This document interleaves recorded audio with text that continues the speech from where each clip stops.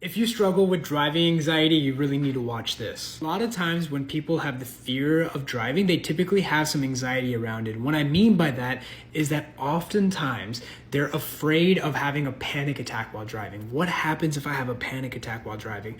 What happens if I lose control? What happens if my vision changes? What if I accidentally pull over and hurt somebody? All these what if thoughts are happening. They're genuinely concerned that what happens if they actually hurt somebody? That's not something they want to do. And so many people that experience panic attacks while driving or driving anxiety, it's not actually the driving in itself. It's what happens if they're not capable of doing something while they're driving. Well, here's what happens.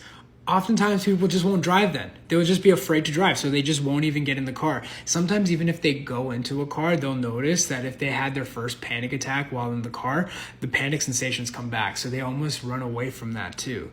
Or oftentimes what people will do is they won't even drive on the freeways, because what happens if they can't escape?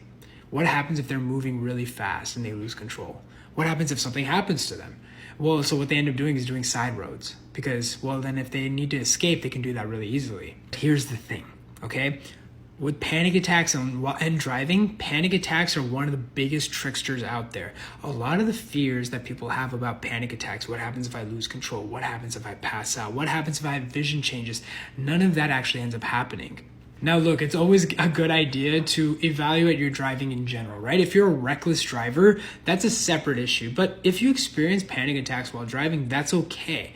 You're actually not going to lose control. Many panic attack sufferers, it's not really an issue with anxiety, but it's actually an issue of confidence. They don't have the confidence that they're going to be able to drive, because what happens if they have a panic attack? Now here's the thing. I help people around the world overcome this. And here's the thing.